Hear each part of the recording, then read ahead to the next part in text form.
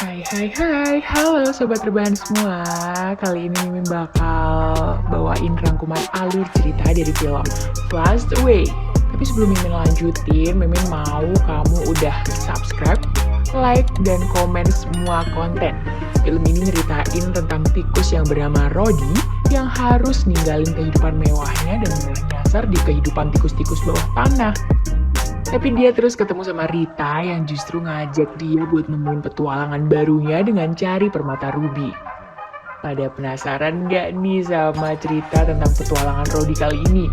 Kalau udah penasaran, sekarang relaxin badan kalian, siapin cemilan, dan langsung aja kita simak cerita dari Flashed Away.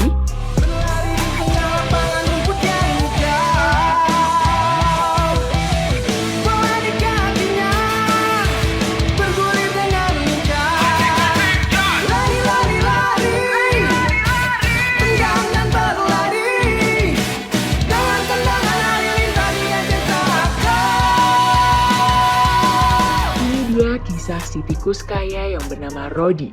Jadi, dia itu adalah seekor tikus peliharaan seorang anak yang bernama Tabitha yang berasal dari keluarga yang kaya raya banget. Waktu Tabitha ini pergi liburan, Rodi jadi bebas buat keluar dari kandangnya dan beraktivitas di luar. Dia bahkan udah nyiapin list apa aja yang bakal dilakuin hari ini dari pagi sampai malam. Tuh, Sobat Rebahan, tikus aja punya list apa yang harus dilakuin loh. Kalian juga harus punya dong. Rodi bakal ngabisin waktunya bareng boneka-boneka mainan Tabitha yang ada banyak banget dan berserakan di rumah. Semua aktivitas pun dilakuin sama si Rodi mulai dari olahraga sampai nonton film. Tapi pas malamnya Rodi mau tidur, tiba-tiba dia denger suara benda jatuh kencang banget. Padahal harusnya di rumah ini nggak ada siapa-siapa hari ini. Akhirnya Rodi beraniin diri buat cari tahu di mana sumber suara ini. Dia kaget banget pas tahu kalau ternyata ada tikus lain yang namanya Sid masuk ke dalam rumah lewat saluran wastafel. Tikus ini kelihatan berandal banget karena asalnya dari gorong-gorong.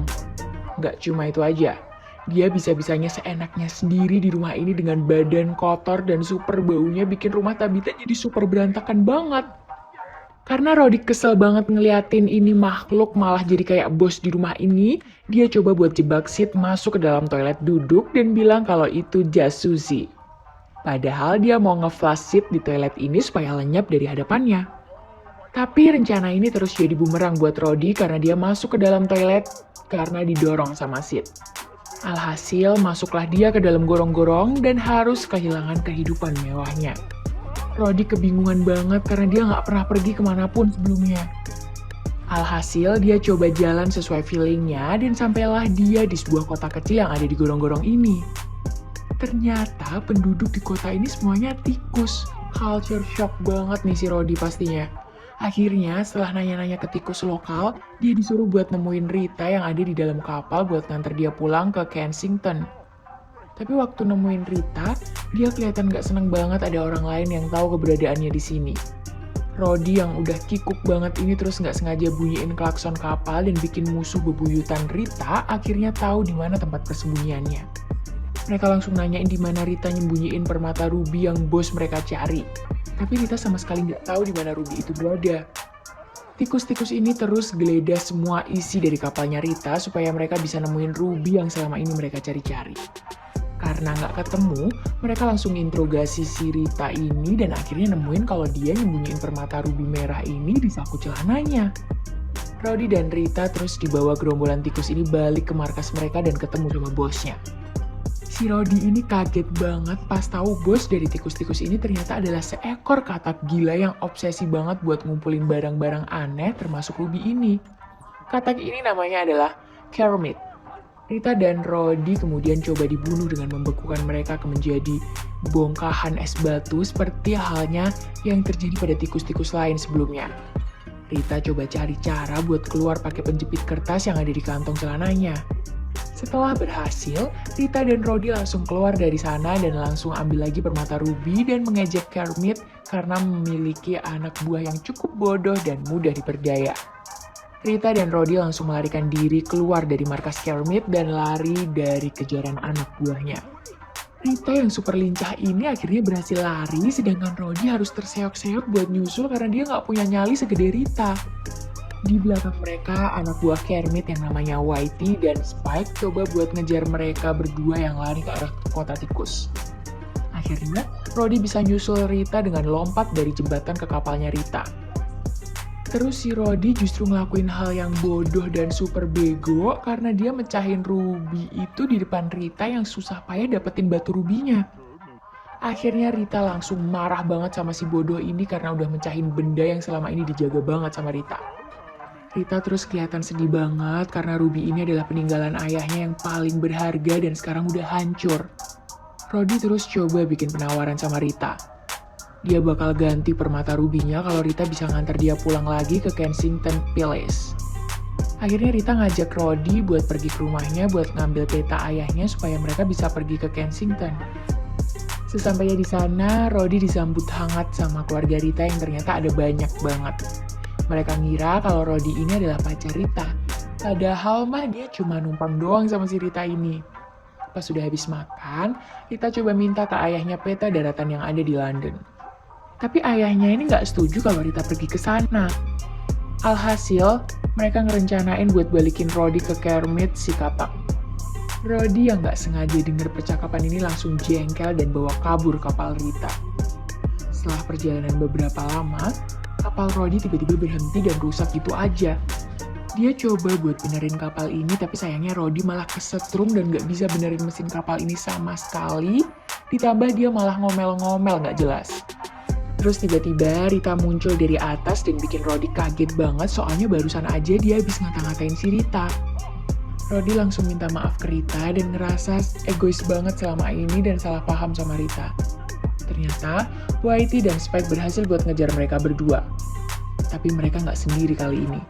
Mereka juga bawa anak buah tikus lainnya supaya ngejar kapal Rita yang nggak jauh dari tempat mereka.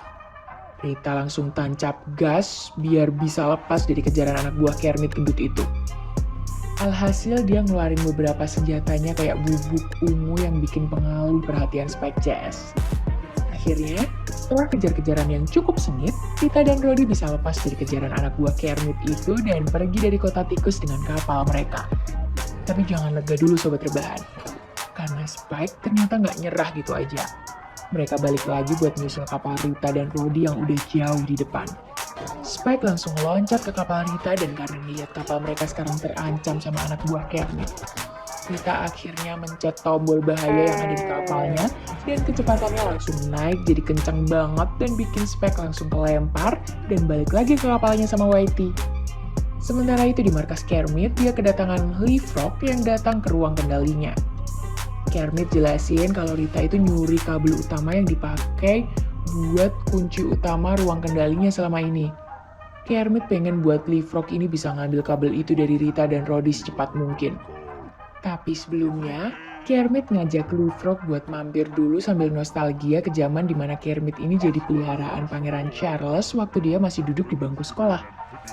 Dulu Kermit selalu ngabisin waktunya sama si pangeran ini dan selalu diajak saat pangeran pergi kemanapun. Pokoknya mereka berdua ini udah nggak terpisahkan banget lah. Sampai akhirnya Pangeran Charles dapat hadiah seekor tikus yang sangat cantik. Hal ini membuat Kermit tergantikan dan terlupakan oleh kehadiran tikus itu di istana dan sisi pangeran, lalu dibuang lewat flush toilet. Sedangkan Rita dan Rodi kelihatan capek banget dan mutusin buat istirahat dulu buat ngisi tenaga. Rita ngasih makan Rodi hal-hal yang gak pernah dia makan sebelumnya dan ternyata rasanya enak banget. Setelah selesai makan, Rita dan Rodi akhirnya memutuskan untuk tidur agar bisa ngelanjutin perjalanan mereka besok pagi. Keesokan paginya, Rodi masih setengah sadar banget tuh dan disuruh Rita buat ngencengin tali jangkar yang ada di kapal. Terus tiba-tiba, dia kaget banget pas ngeliat sekumpulan katak suruhan Kermit ada di deket kapal ini dan mau ngambil lagi kabel utama Kermit yang dipakai sama Rita jadi sabuk. Tapi Rodi terus punya cara jenius buat ngalahin katak-katak ini. Dia ngelempar lalat yang dari kapal dan secara otomatis lidah mereka langsung nempel satu sama lain buat dapetin lalat itu. Rita langsung menarik lidah mereka ke akar yang ada di gorong-gorong biar mereka nyangkut ke akar itu. Singkat cerita, akhirnya mereka berdua berhasil keluar dari gorong-gorong dan bisa langsung pergi ke daratan Kensington. Mereka langsung masuk ke rumah dari cerobong asap. Rodi langsung menepati janjinya dengan memberikan Rita permata rubi yang baru dengan mengambil dari kotak perhiasan di rumah. Rita langsung meluk Rodi karena dia ngerasa kalau Rodi ini udah baik banget sama dia meskipun awalnya nyebelin parah.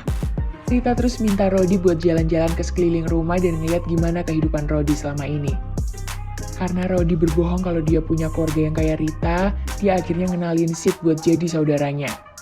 Padahal, dia sendiri juga penyusup di rumah ini dan kelihatan bingung banget sama situasi ini.